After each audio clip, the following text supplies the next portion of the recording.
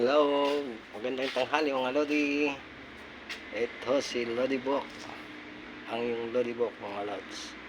Ayan, kung kailangan nyo ng mga gamot, kung gusto nyo bumili gamot sa langgam, gamot sa alay, meron tayo dyan mga Lodi. Yan, sabihin nyo lang. Kung gusto nyo naman ay pangpalay, mayroon din tayo dyan. Pandamo, yan. Papatayin nyo yung damo, mayroon din tayo dyan mga Lodi. Gusto naman sa mga tanim, may mga tanim kayo, may mga insekto, mayroon din tayo dyan. Yan. Ayan mga Lods. Gusto nyo pa mais, na yung mais nyo may mga insekto na hindi dapuan ng insekto, mayroon din tayo dyan. Ayan. Kung gusto nyo mga panggulay, mayroon din tayo dyan. Kung gusto nyo naman ay papatayin nyo yung damo, mayroon din tayo dyan. Ayan mga Lods.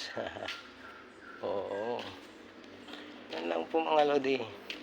Tanong nyo lang po kay Lodi Bok kung mayroon kayong mga problema sa inyong mga tanim.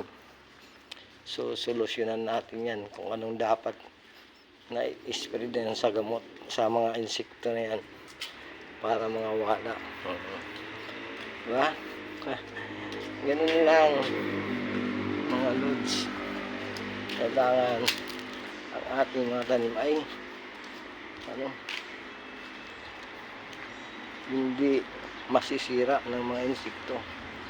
Ang ganda naman ang tanim natin na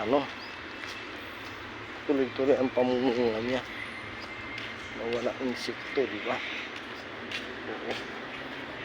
Ganun lang po mga Lodi.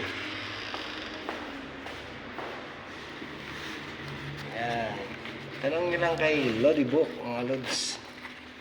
Problema niya sa mga tanim-tanim niyo. Ito, susolusyonan natin yan.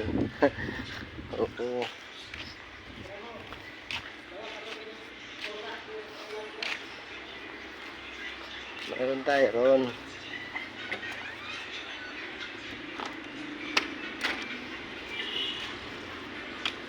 Ang insekto lang, tanong lang mga tanim nyo, may solusyon tayo dyan.